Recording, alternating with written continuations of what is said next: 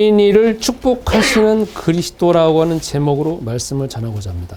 제가 강남의 모 교회에 자주 갑니다. 매주마다 갑니다. 그런데 거기 있는 부모님들이 저한테 하는 말이 있었습니다. 거기 어린아이들을 참 많이 보거든요. 근데 저기 어린아이들은 대부분 다 학교가, 강남에 있는 학교는 참 희한해요. 아파트 단지 안에 학교가 있어요.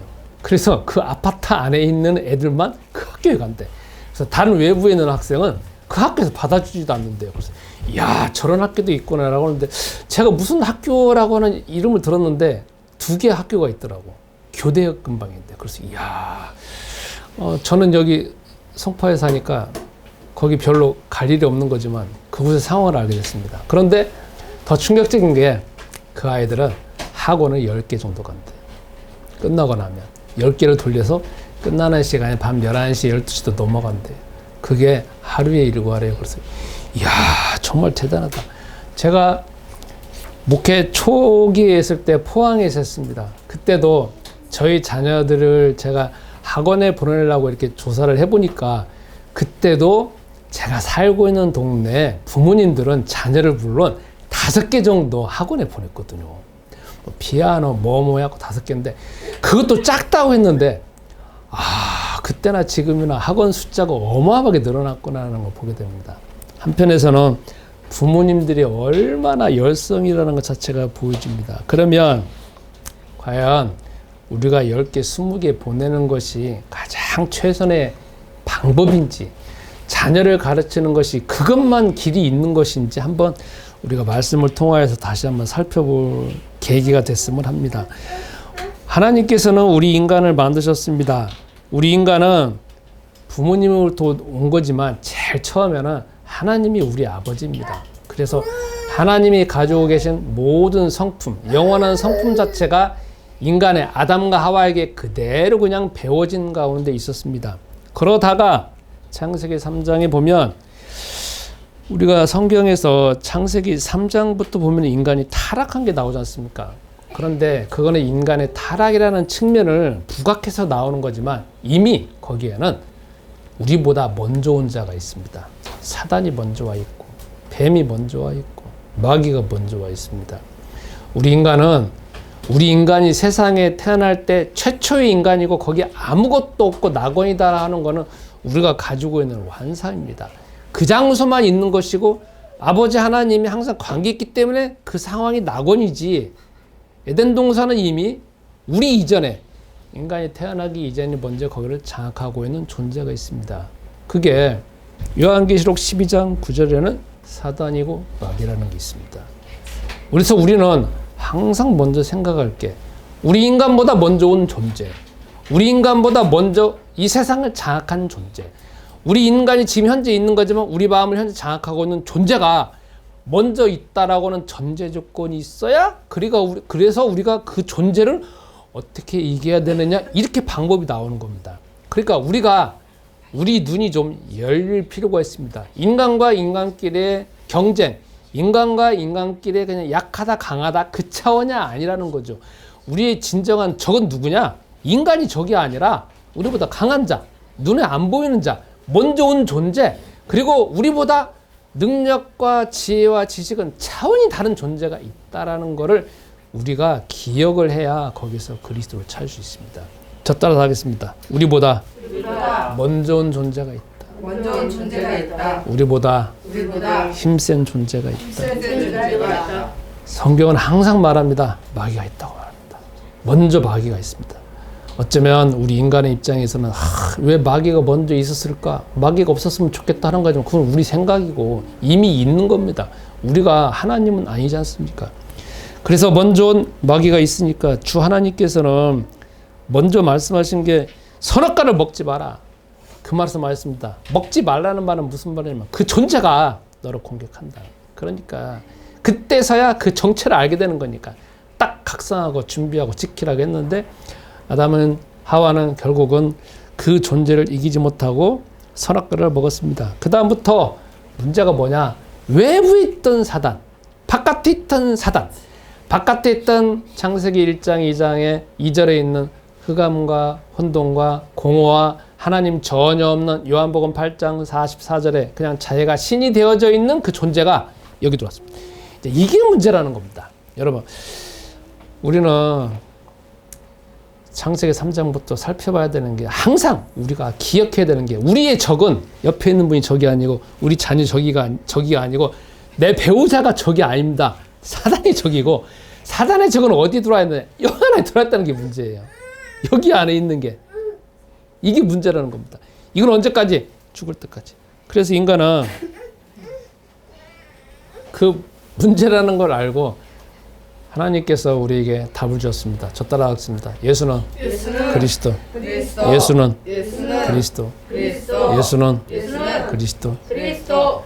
우리가 다른 사람과의 경쟁에서 이길 필요가 있다라고 하면 여러분과 내가 지혜와 지식 동원하고 부모님 배경 동원하면 됩니다. 그런데 우리의 경쟁은 옆에 있는 사람도 경쟁이지만 눈에 안 보이는 존재가 그 사람을 장악하고 있고, 나의 마음을 장악하고 있고, 내 생각을 장악하고 있는 게 항상 적이라는 걸 알아야 우리가 그리스도가 필요한 겁니다.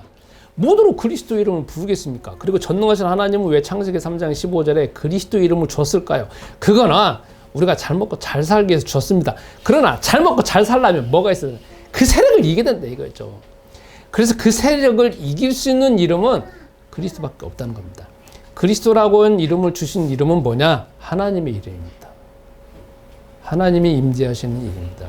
하나님이 역사하시는 이름입니다. 하나님이 사단을 이길 이름입니다. 우리가 가지고 있는 과거, 현재, 미래, 영원, 내가 가지고 있는 모든 것 해결할 수 있는 이름이 바로 그리스도라고 하는 이름입니다. 오늘날 사람들은 하나님을 다 안다고 합니다. 그죠? 하나님 안다고 하잖아요. 너 하나님 믿는다고 하잖아요. 성경에서 말하는 하나님은 언제든지 창세기 3장 15절 여자의 후손이라고는 그리스도를 통한 하나님이니까, 만약에 하나님의 이름은 아는데 그리스도 이름 모른다라고 하면 그분은 하나님 이름 모르는 겁니다.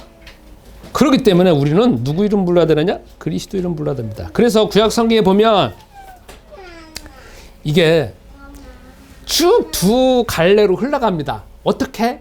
이제 부모님이 결혼해가지고 자녀를 낳고 쭉 이렇게 흘러가는데 그 자녀들은 다구나 다 태어날 때부터 요한복음 8장 44절 사단의 자녀입니다. 자기가 신입니다. 자기 생각, 자기 감정, 자기 경험이 유일한 기준이 되어져 살아갑니다. 그런데 그 다음부터 그 사단의 자녀를 어떻게 하나님이 자녀로서 만들어서 계속적으로 세계복음을 할 것이냐라고 하는 측면과 그대로 살아갈 것이라는 측면, 두 가지밖에 없습니다.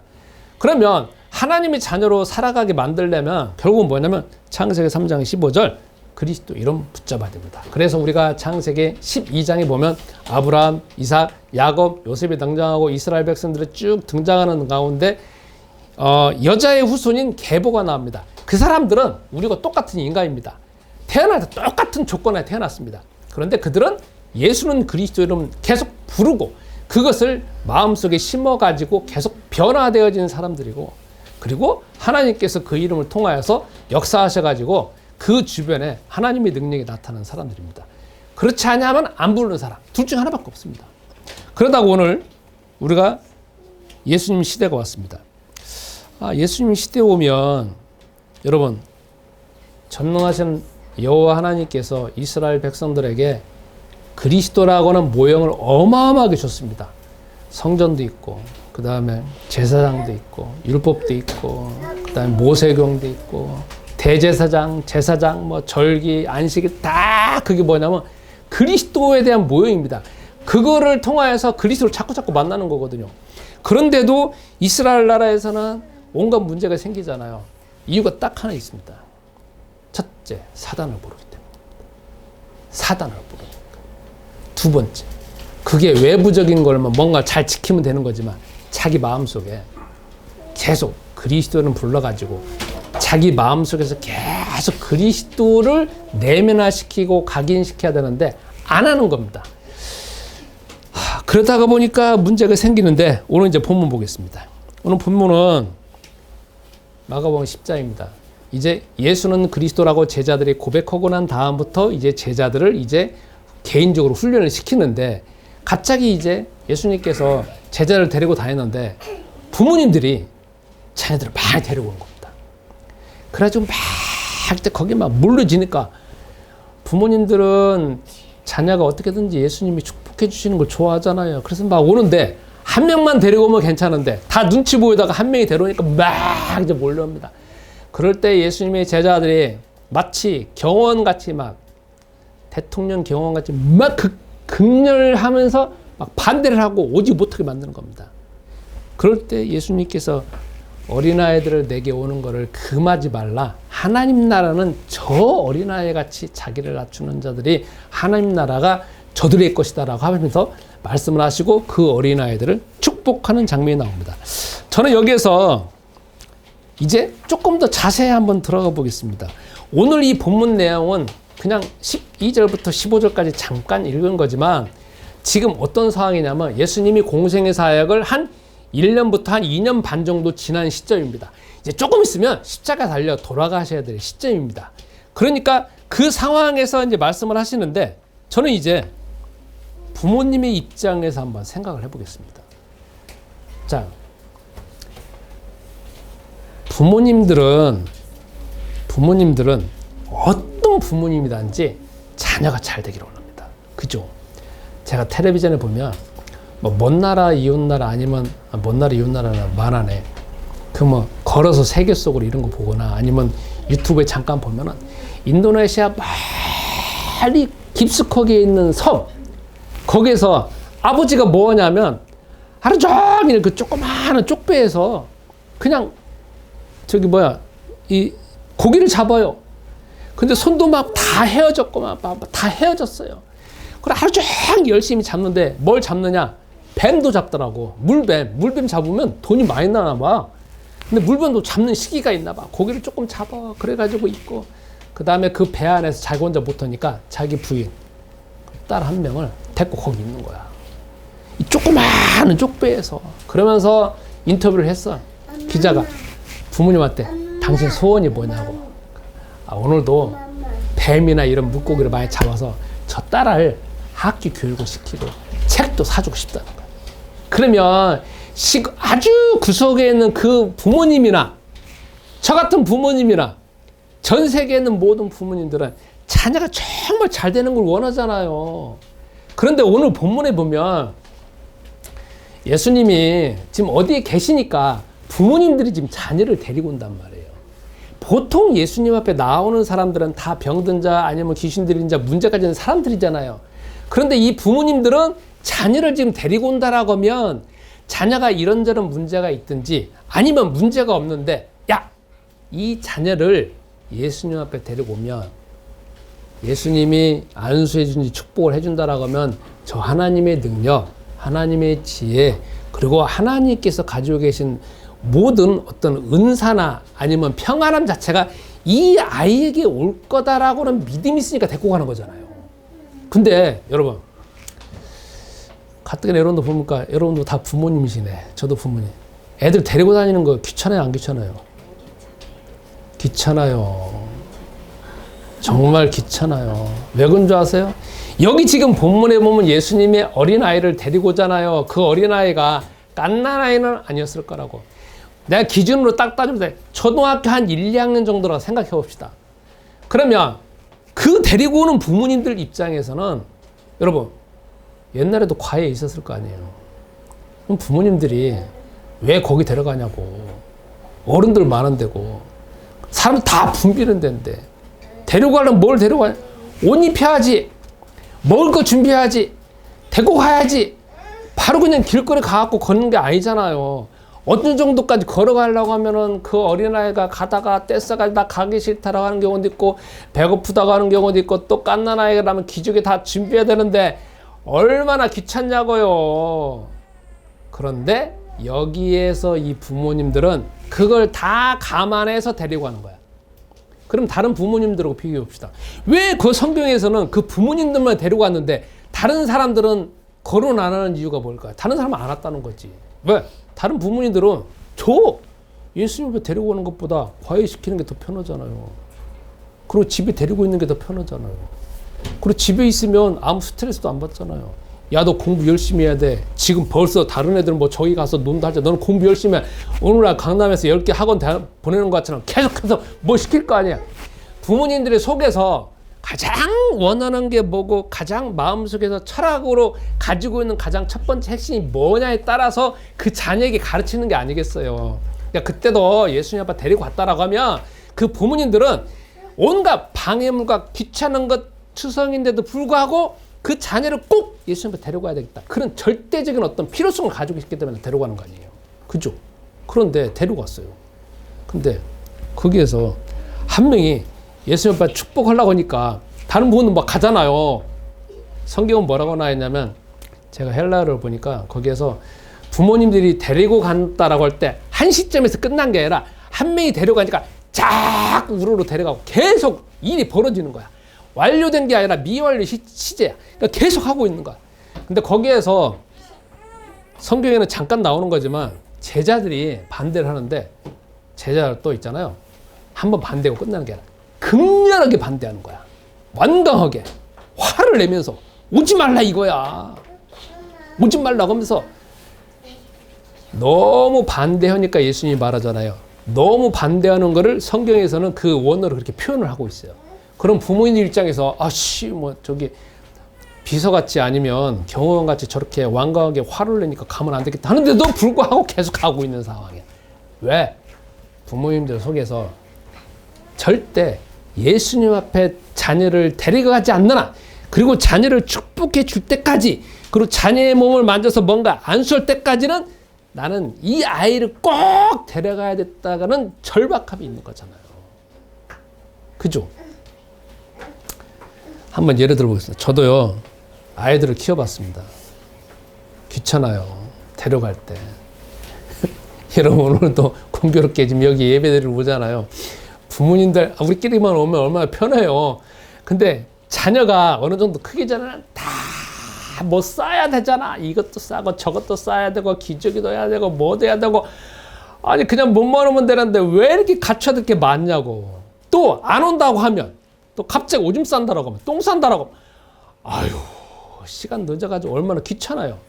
여기도 마찬가지야. 그러니까 부모님은 이 자녀를, 내 자녀를 절대 데려가지 아니하면 이 상황에서 그리스도이신 예수님한테 데려가가지고 정말 보여지지 않냐면, 축복하는 것 자체를 경험하지 않냐면 자기는 정말 안 된다라고 하는 그 간절함이 없으면 안 된다는 거죠. 그러면 왜 이 말씀을 드리냐? 여러분들 한번 또 생각해 봅시다. 지금 강남에 10개 학원 다닌다겠죠. 제가 여 송파에 보면 유명한 영어 학원이 있어요. 제가 알고 있는 분이 영어 학원에 오래 다녔으니까 저 들리는 이야기예요. 영어 학원 한 달에 여기 영어나 250만 원, 300만 원 든다겠죠. 그죠? 그 정도 들어요. 원비는 뭐 한 150만 원, 200만 원 드는데 나머지 들어가야 될 게 한 달에 적어도 그 정도 들어간대요. 다 사자 들어가시는 분 자제들이 많이 온대. 그리고 거기서만 끝나는 게 아니야. 끝나면 학원도 돌려. 여기도 똑같이 돌려. 그러면 그 부모님들은 또 마음속에 원하는 게 우리 자녀가 성공하기를 원하니까 이 사회에서 어떻게든지 내가 이 정도 사회적인 지위를 누리니까 그 이상 것을 누리려고 계속 하는 거 아니에요. 또 만약에 부모님들이 그 정도 사회적인 성공을 보였다라고 하면 자기가 가진 걸 모든 걸 동원해서 자기 자녀는 그 이상 되게 하기 위해서 다 투자하는 거 아니겠어요? 그런데 그렇게 해서 이제 학원 10개를 보내는데, 그래서 이제 마음속에 원하는 게 중학교 들어가고 고등학교 들어가고 우리가 말하는 이제 시나리오가 있잖아요. 이 대한민국 사회에. 스카이 대학 가서. 그래서 좀 번듯한 대기업 들어가갖고 돈 잘 벌고 결혼해서 번듯한 아파트에 살고 적어도 서울의 강남 3구에 살면서 그래갖고 또 이렇게 쭉 나아가는 걸. 그거 다 우리가 가지고 있는 시나리오 있잖아요. 그것만을 위해서 다 투자를 한다 이거죠. 근데 우리가 조금 더 깊이 생각할 필요가 있어요. 자녀들은 그렇게 다 열심히 따라가는 자녀도 참 많아요. 그죠? 따라가지 못하는 자녀도 많아요. 왜냐하면 체력적으로도 안 되지만 자녀들을 그렇게 쭉 따라가다 보면 자녀들은 소모품이 아니잖아요.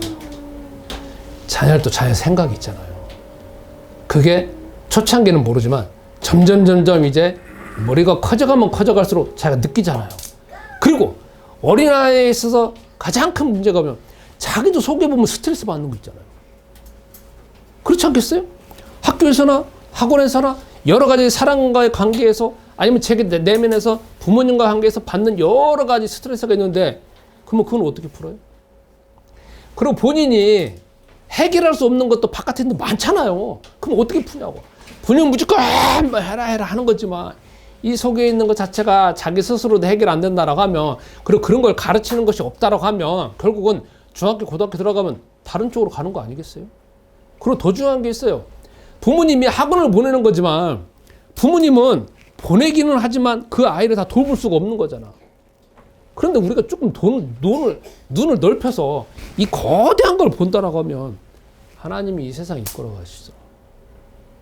그리고 이 세상에 하나님만 계시는 게 아니잖아요. 사람들과 관계도 있고 우리가 말하는 자연재해도 있고 재앙, 저주, 진노 그리고 우리가 말하는 우환지고 다 바깥에서 오잖아요. 그리고 더 중요한 게 있어요. 사단은 살아있잖아요. 마태복음 12장 28절 29절에 보면 이미 강한 자가 와가지고 세상도 장악하고 있을 뿐만 아니라 사람 마음까지 장악하고 있잖아요. 그럼 그걸 어떻게 이기냐고. 그러니까 부모님들이 눈이 넓혀질 필요가 있다는 게 뭐냐면 공부만 시켜서 얘를 성공한다라는 것에 대한 근시안적인 생각이 벗어나서 좀 넓은 시점에서 얘가 가지고 있는 재능도 봐야 되지만 내가 가르치는 것도 있지만 전능하신 하나님이 이끌 수 있도록 그리고 하나님이 지혜를 주실 수 있도록 자기가 가지고 있는 문제도 스스로 해결할 수 있는 이름에 대한 그 그리스도라는 능력을 가르친다라고 하면 그것까지 가르친다라면 얼마나 좋겠다 이 말이죠. 그래서 우리는 부모님들이 하셔야 될 게 있어요. 여기 똑같은 적어도 예수님 앞에 데리고 나와 있는 그래서 안수하고 축복한 그 자녀들과 그렇지 않는 자녀들하고는 분명 나중에 살아가는 것이 달라졌을 거라고. 왜? 하나님이 그냥 그 사람에게 임재한 건데 마치 문둥병자나 정신병자한테 귀신 들린 자한테 예수님이 떠나가라고 했는데 예수님이 그 어린아이를 축복했다라고 하면 그 예수님이 하시는 말씀이 그 아이에게 그대로 성취될 거 아니냐 이거죠. 그래서 여러분도 부모로서 정말 해야 될 게 있습니다. 우리는 어떻게 해야 되느냐. 자녀들한테 진짜 가르쳐 될 게 있습니다. 저 따라서 하겠습니다. 예수는 그리스도. 예수는 그리스도. 예수는 그리스도. 정말 가르쳐야 됩니다. 근데 이렇게 가르쳤고 이렇게 가르치는 것보다 조금 더 업그레이드 필요합니다. 어떤 업그레이드? 여러분 이제 우리 자녀들한테 조금 더 적극적으로 가르칠 필요가 있습니다. 성경에도 예수님 앞에 나온 사람들은 부모님이 어떻게든지 달래든 뭐든 뭐 돈을 주든 뭐든 데리고 가잖아요. 데리고 간다라고 하고 데리고 가서 축복하잖아요. 그러면 부모님은 이 어린아이를 그리스도이신 예수님을 데리고 가야 되겠다 해서 완전 어느 정도 시간을 투자하고 마음을 다 투자하고 데리고 가잖아. 그러니까 우리도 우리 자녀들한테 그냥 교회에다 맡기고 선생님한테 맡기고 그냥 뭐 아니면 텔레비전 보고 맡기고 그래서 그러면 나는 가만히 있으면 되겠다. 아니라니까. 우리도 적극적으로 가르쳐야 돼. 어떻게? 어떻게 가르치시냐? 적어도 여러분들이 여러분 자녀들하고 하루에 5분이든지 1분이든지 손 잡고 예수는 그리스도 훈련을 시키세요. 서로 눈 쳐다보고. 필요 있습니다. 그러니까 교회에서 목사님한테만 맡기지 말고 교회에서 다른 사람한테 맡기지 말고 여러분이 훈련을 시키세요. 둘이 쳐다보고 자 지금부터 하루에 한 번씩 한 잔 30초를 하고 눈 똑바로 뜨고서는 어디에다가 마음에다 심자 해가지고 계속 훈련을 시키는 게 필요 있습니다. 이게 훈련이 되어야 됩니다. 훈련이 되어야 됩니다.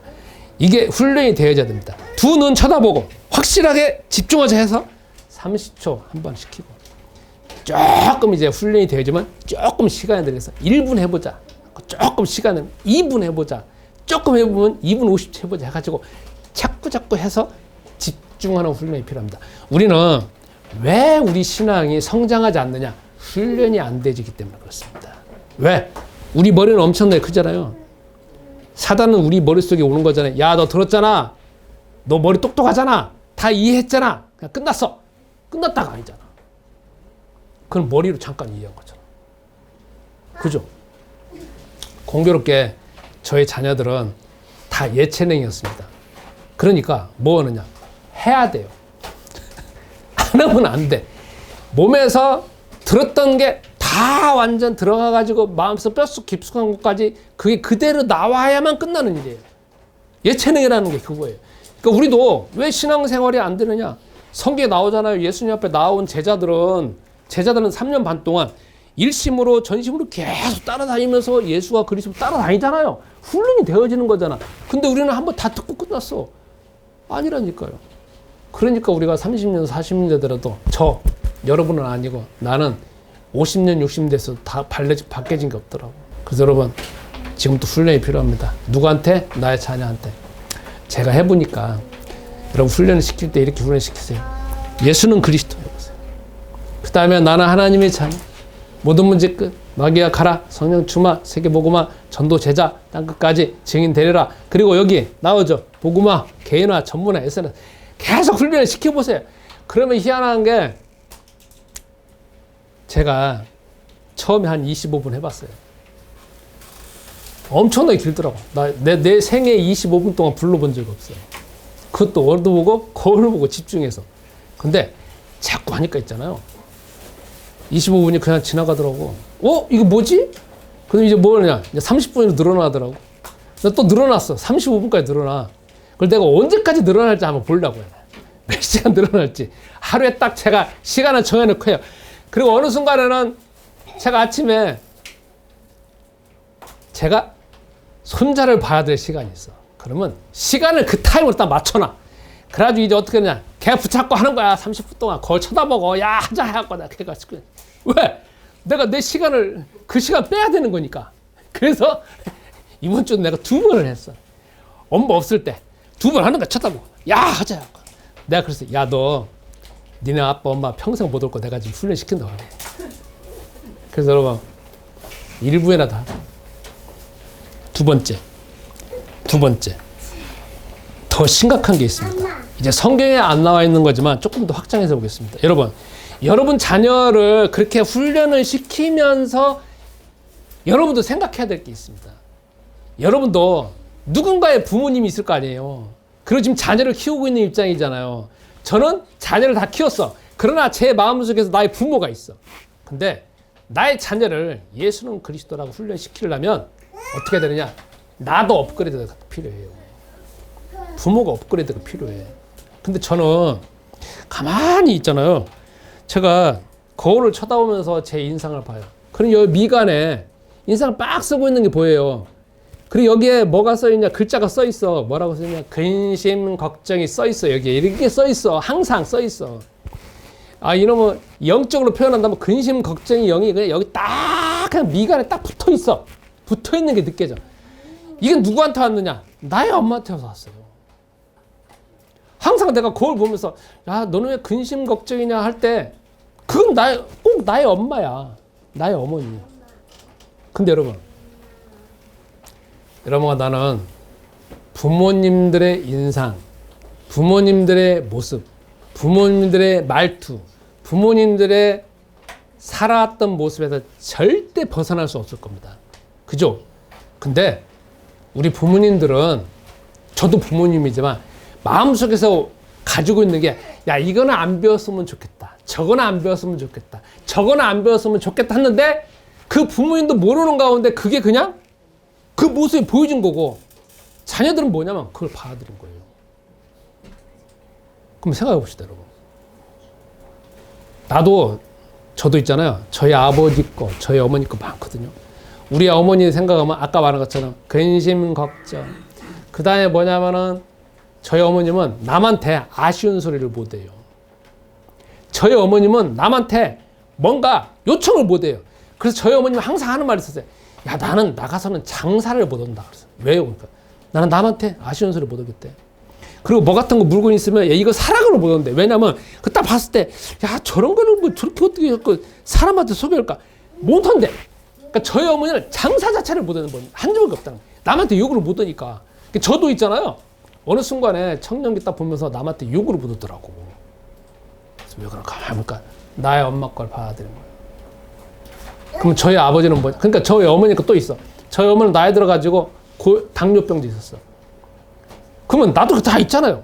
그럼 저희 아버지 거는 뭘 배웠냐? 저희 아버지는 아주 막내이기 때문에 남한테 정말 잘해. 그러나 남 눈치 너무 잘 봐. 그리고 남의 기분에 따라서 자기가 움직여. 자기 기분은 없어.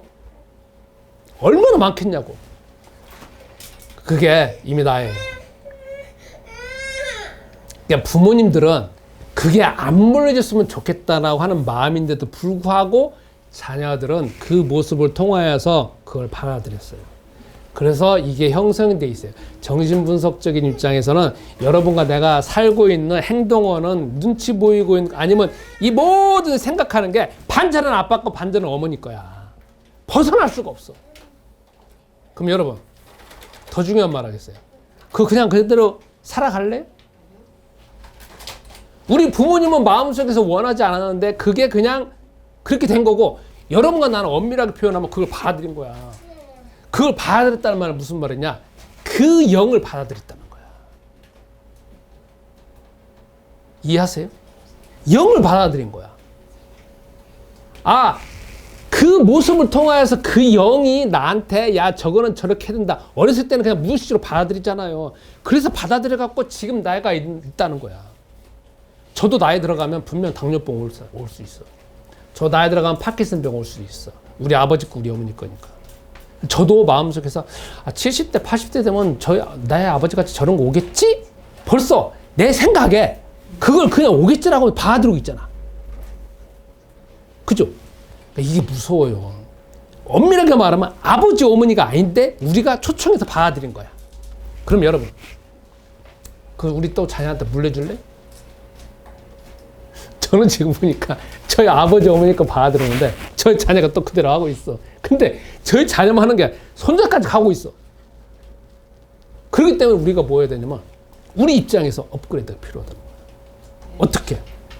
아버지에게서 어머니에게서 한 거를 나 그대로 받아들여야 되겠다. 전통으로 유지해야 되겠다. 그게 아니라니까. 여러분의 아버지 어머니는 누굴까요?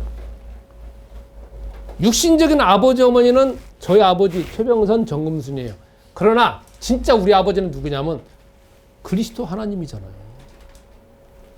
갈라디아서 5장 22절 23절처럼 그리스도 하나님이라고, 하나님이 가지고 계신 성령의 열매, 사랑, 희락, 화평, 오래 참음, 자비, 양선, 충성, 온유, 그게 내 안에 있어가지고 나와야 되는 게, 그 성품을 닮아야 되는 게 우리가 나아가야 될 방향인데, 우리는 우리 아버지 이랬고 우리 엄마 이랬고 하니까 이렇게 다 갖고 우리도 모르는 가운데 무의식 가운데 살아가고 있다는, 우리는 그 영을 받아들여갖고 지금 우리 존재가 이렇게 살고 있는 것이고 우리의 운명과 사주팔자 잡혀 살고 있다는 거야. 우리가 하나님의 자녀이고 우리가 아무리 그리스도를 부른다 할지라도 우리 내면이 그거를 재해석해서 바꿔지지 않는 한 우리 자녀 그대로 간다는 거야.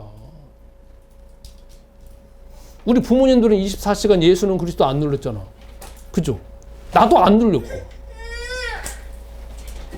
그래서 뭐 해야 되느냐? 아까 다시 이야기해서 정신분석적 입장에서 제일로 무서운 영, 그리고 제일로 안 벗겨지는 영이 뭔 줄 알아요? 아버지 영이야. 아버지. 자기 아버지를 어떻게 대하냐에 따라서 하나님이 그렇게 관계돼. 하나님 막 싫고 무서운 이유는 뭐냐? 아버지 때문에 그런 거야. 그래서 지금 어떻게 해야 되냐? 여러분도, 저도 기도하는 가운데서 아버지에서 받았던 영, 어머니에게서 받았던 그 메신지 있잖아요. 다 끊어야 돼. 끊어야 돼. 그러니까 자녀만 업그레이드 되어지는 걸 원하는 게 아니라 내가 업그레이드 되어져야 자녀가 업그레이드 돼. 그리고 나의 자녀한테도 그거 넘겨주면 안 된다는 거예요. 그래서 여러분도, 저도 저의 자녀한테 요구를 해요. 여러분도 아버지 어머니에게서 배워왔던 거, 육체적으로 뿐만 아니라 영적으로 하나님이 우리 아버지지 부모님에게서 받은 거 다 끊어야 돼. 재해석해야 돼. 어떻게? 예수는 그리스도를 부르면서 바꿔야 돼. 야, 너는 나 닮았으니까 나 닮은 대로 행동해야 돼. 그게 있잖아요. 사람을 더 무섭게 만드는 거고 더 재앙 가운데 가도록 만드는 거잖아. 나도 끊어야 돼. 형제와의 관계에서 우리는 피를 이어받았으니까 다 형제. 그러나 형제야. 그러나 그 순간에 끝나는 거야. 어떻게? 다 그리스도 이름으로 재해석해서 다시 바뀌어야 돼. 그걸 넘겨줘야 돼. 그래야 자손이 천대까지 축복을 받는 거지. 그래서 저도 저희 자녀들한테 과감하게 말하는 말이 있어요. 이번 주에도 그랬어요.